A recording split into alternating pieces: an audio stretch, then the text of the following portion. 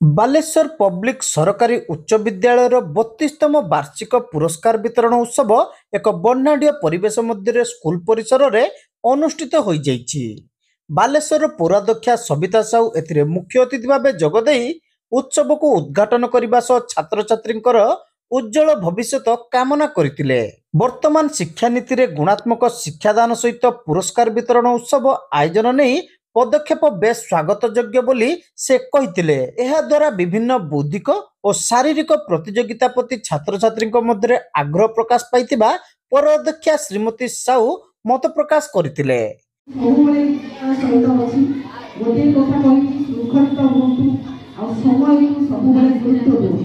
आजिका समय और काली फेर वर्तमान समय और काली आसो से सब समय गुरुत्वपूर्ण दिखाँ। आ संजीव बाबू कहते मैडम कहते विद्यालय किसी असुविधा रही किसी प्रोब्लेम रही जोटा कि सब मुझे चेष्टा करने चाहिए जिते मैडम डाकी सब आसी आ विद्यालय टॉयलेट व्यवस्था करने निश्चित यहाँ करी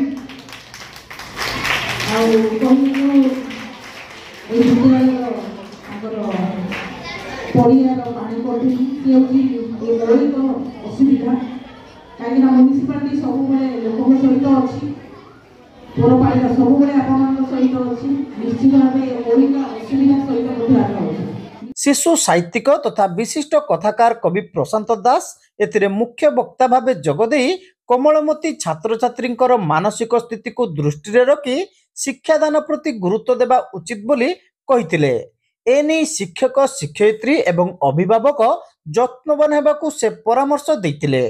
पिलाने जहाँ ग्रहण करती 100% ग्रहण करती से दुख हेउकी सुख हेउ से छलना हेउकी छलना अनुगण बाठा हो कि माँ हो शिक्षक हो जेतेबेले आमे शिशु मानक आगे को आसुचु आमे निज सहित बात करबानी आम पब्लिक स्कूल पिलाने सब सुंदर सब बढ़िया।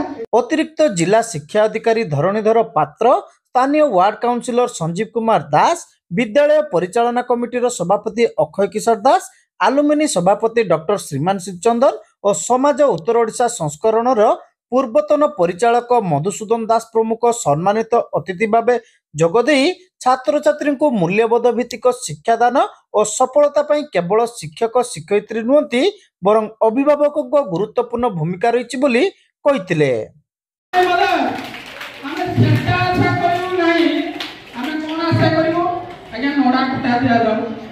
भंगा जिन सब दि जाऊ कहीं सब से भंगा लाइफ आसंत जीवन में छोट छोट क्षुद्र भंगा जिन आशा करवानी बृहत जिन आशा कर आज विशेष किसी कहना नहीं मंच आपण आज कुछ पिला सेलिब्रेट करेंगे तेणु आम खाली वक्तव्य 2 मिनिट रखू जहाँ ये स्कूल अनुष्ठान पर मत आदेश आसो सदा स्कूल प्रति मोर कर्तव्य निष्ठा को पालन करी पिला अनुरोध रहा से श्रृंखलित रही श्रृंखलित रुहतु जीवन में श्रृंखला हूँ गोटे पिलर मुझे सब पाठ न कितु श्रृंखला जी थी आप निश्चित भाव बड़ मनीष हे पिला बड़ मनीष हे मोर यहाँ पिला अनुरोध रहा अभिभावक अच्छु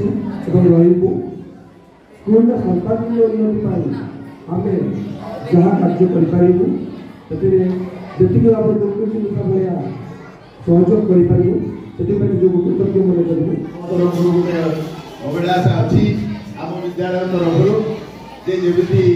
विभिन्न समय बालेश्वर जिले में +2 विभिन्न स्कूल खुली आम बालेश्वर म्यूनिसिपालिटी यही पब्लिक हाईस्कूल किभली भाव में आप परवर्ती वर्ष ठारू +2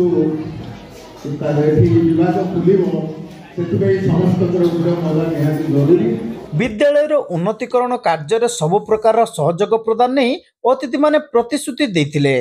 विद्यालय प्रधान शिक्षयित्री जयंतीमणि साहू कार्यक्रम रे पौरोहित्य करथिले।